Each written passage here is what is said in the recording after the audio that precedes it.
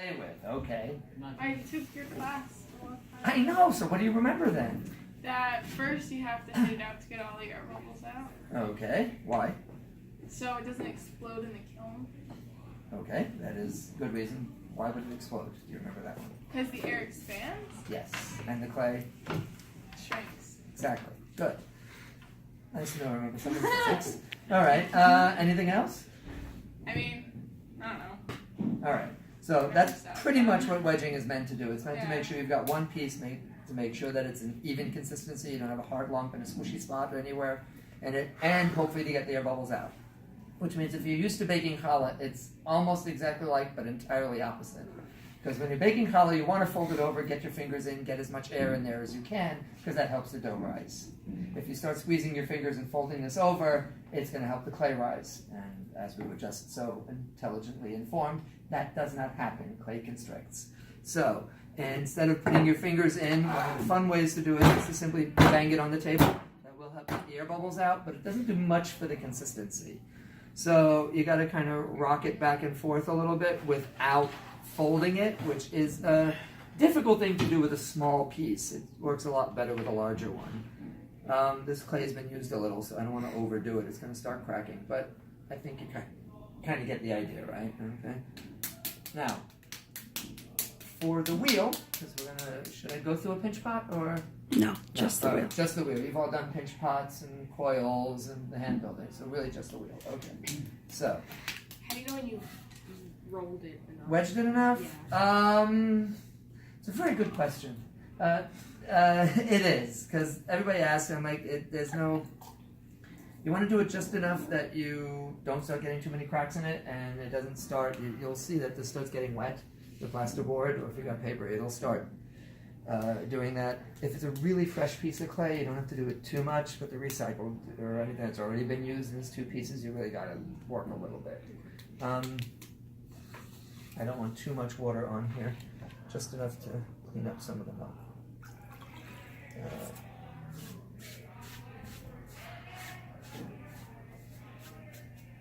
Okay, now, trick is, when you work on the wheel, they call it throwing.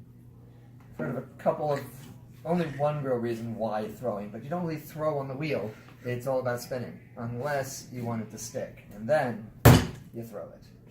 So, or if you don't like it, then you cut it off and lob it across the room, but we don't recommend doing that around here. But anyway, so once you got it down and it's stuck, then we can actually have some fun. So, everybody can see? Guys, you can get up and move around. It's kind of a bad angle that way to see what my hands are doing from over there. So, guys, get up and move closer, everybody. Power is on. All right, no foot pedal for this, so everything's going to get down by the little knob over here. All right. Come closer. You want to Variable speed. Okay. The Benny. first couple of steps usually are done at higher speed, and then as you start getting more delicate, you slow it down.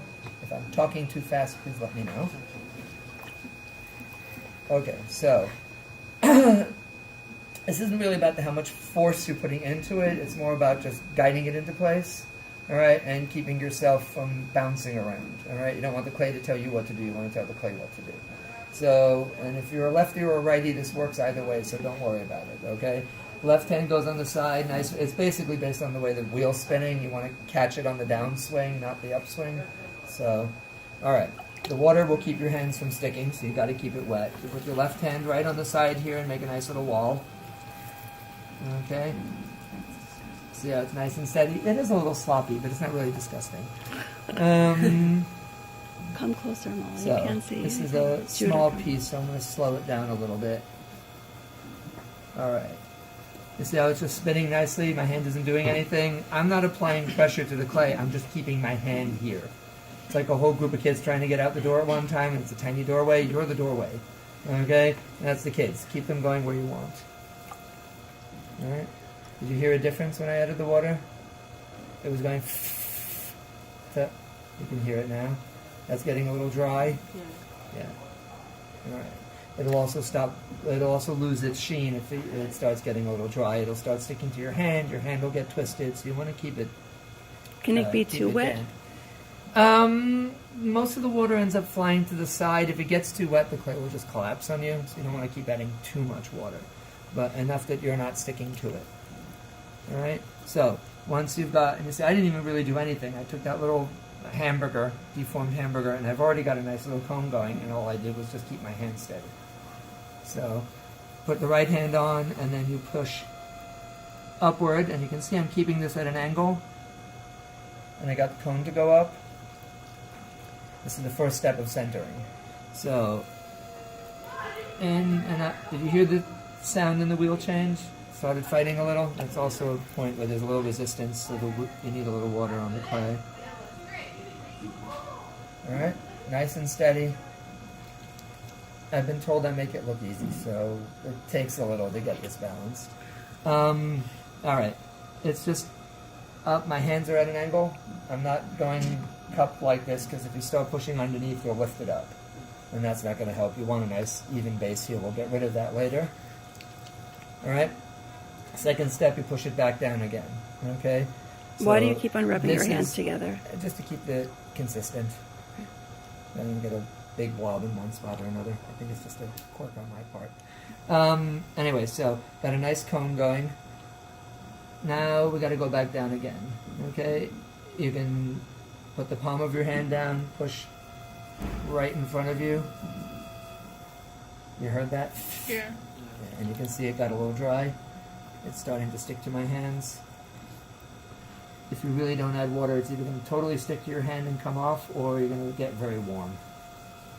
Neither, which is going to help making a pot.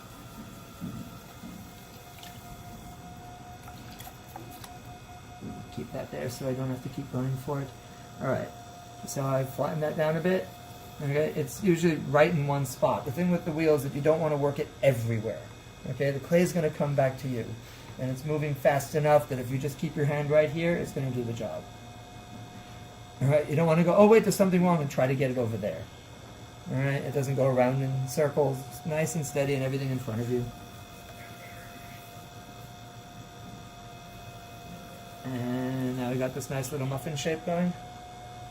Alright, the first two steps. Once you got this nice even shape, everything's kind of balanced, you got a little bump on top, that's good because now you know exactly where the center is. And that's what you're trying to do, you're trying to center it. So when you open it up, it's right in the middle, and it's nice and balanced. I'm going to slow it down a wee bit. Touch of water. Alright, next step, I'm going to put my thumbs right on top.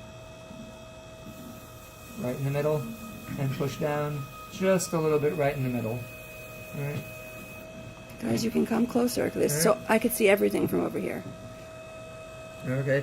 The trick is to keep everything balanced. Don't rush it. It's how it feels. It's not how it looks, okay? You can close your eyes and do the whole thing. It's actually slightly better that way, to just feel what you're doing instead of trying to look at it, because you'll get a blob somewhere and you're going to go, oh, wait, yeah.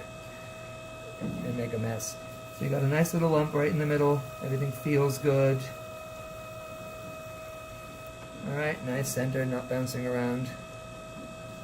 Alright, that's the well. Now, take the right hand, index finger, ring finger together, middle finger right on top of them.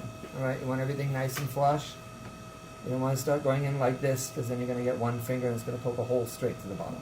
Alright, so everything even. Does it have to be your right hand? Or can it be Yeah, the it's hand? got to kind of be the right hand, because, like I said, you want to catch it on the upswing, so it's coming down. This hand keeps everything balanced. You use the left hand. This is your wall. It's your armature. It's nice and steady. Keeps everything in place. If you can't keep this arm straight, the rest is going to fall apart. So work on this one.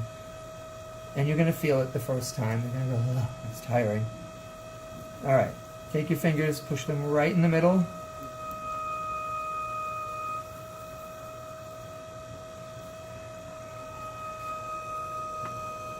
Okay.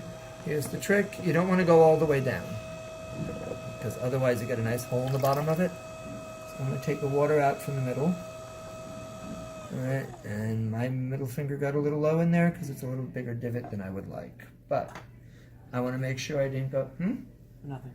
Has to be that one, because well, maybe it was that way, but one of my fingers was too low right in the middle there, because it's a double layer here. Divot? That sounds a funny word. It is a funny word. Alright, I'm going to see just how deep this is to make sure I didn't go too far. And you stick the needle tool in, slide your finger down until it touches, and that's about right. I like about a fingernail from the cuticle to the tip. If you got longer nails, you're going to have a problem doing this. because you can see pushing fingernails in there is going to carve the whole thing up. All right, so that's not too bad at the moment. So I got a good bottom. I got a thick enough bottom that when I slice it off, there won't be a problem. But you just made a hole in your pot.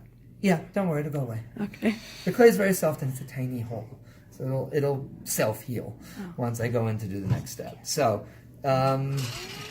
it's still a very small pot. So now we are going to make this a little wider, and this is where we start changing things up. Okay. Now we start catching it on the upswing a bit. All right. Right hand goes on the outside, does the same thing that the left hand was. You're going to put your fingers on the inside, and you're going to push to the outside. All right. Everything is nice and steady, and you're just putting them together. Okay. A little better on the inside now. We'll put something in there. Can you see? Absolutely. It's very smooth. Very smooth. That's the wonderful thing about the wheel. Everything's usually nice and smooth. I love how smooth it is, yeah. And when you're feeling it and it's wet, it doesn't even feel It doesn't feel gross. It's just smooth. Yeah, it just slides across your hand. Yeah. It's really nice. So, now. Alright, I just wanted to level off the inside a little bit. You see how the bottom in here is flat? Okay? It's because my fingers were going like this. If you start doing this, you're going to end up with a very... you're going to end up with a slope on the inside, and you're going to end up with very thick walls at that rate on the bottom, because your fingers are doing this. You got to keep them straight up, straight down, and straight up. So it's nice wall outward. My pinky just touched the edge of that. Alright. So that is pretty much the first up, down, open, out. Yeah, first 4 steps. Alright. Cute little pot. Alright. Once you feel you've gotten this down, then comes the fun part. Okay? That's raising the pot. Because this wall is still a bit thick. And once you start getting more delicate with the work and you start using your fingers more, everything else was palm of hand, 3 fingers together. Now you're going to start using a little less. Outside's still going to be the palm. Now, when you're raising this up, you want to realize that the bottom on the inside is not as low as the bottom on the outside. The trick is to keep your fingers even. When you're doing this, you push out from the inside, in from the outside, nice and steady, and you just go upward.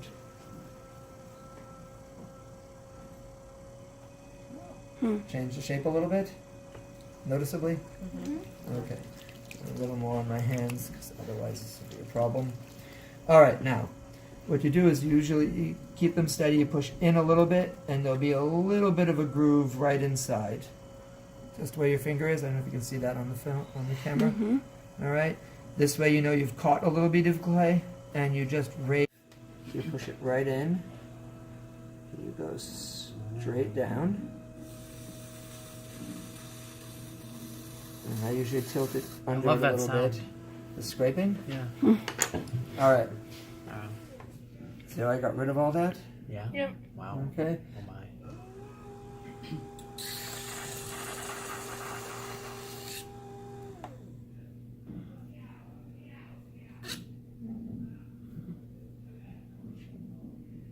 Cool. That's clean.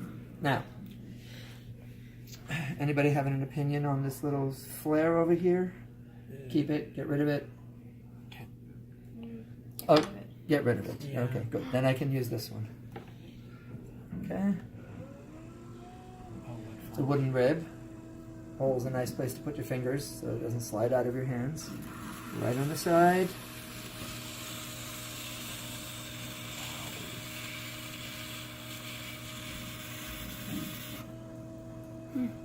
Ta-da. Alright. Now there is a little wiggle in here. I'm going to keep it because I want to play with it a little bit. Otherwise you could just put this right back on the outside, take your finger and just, well, I'll do it anyway. Take your finger and just push towards the rib, and you will end up with a nice even wall straight up. One quick question. Yes. Because you keep smoothing out the outside with the tools, but but you got rid of a lot of the clay on the bottom. Mm-hmm. But every time you smooth it out to make it like nicer or whatever word you want to use, you end up making more on the base that you're going to end up removing. Here? Yeah. Oh, this is going to be very easy to get rid of. I'm going to show you exactly how to get rid of that right now. Okay? I'll round up. Oops, I'll round out the bottom right now. Okay, I'm going to go back with the knife. I'm going to start about 1/4 inch above the top, and all I'm going to do is cut in at a little bit of an angle and just tilt it under a little bit. And that gives you a nice little foot. We'll scrape this away as well now. And you'll see that tiny little undercut I got going on the inside there. Right, usually that's the space where if you were doing this high fryer clay, you wouldn't glaze that section because it might drip and run and stick to the shelves. The wire cutter, 2 thumbs down on the wheel head, and just slide it underneath. And you'll see there's just enough water under there, so it... But you're pushing down so that you're literally getting the bottom. Nothing more. This is a big kink in it, so I'm going to slide it over a little so I can slide it without. Just straight down, see how it slid right off? Yeah, then how do you lift it? You could put it on the bat maybe to dry? Once it's on the edge, it'll come off. And there was a kink in there, so it got that done, but we can clean that up later. And then just put it on the bat to dry. The trick would be to, very carefully. All right.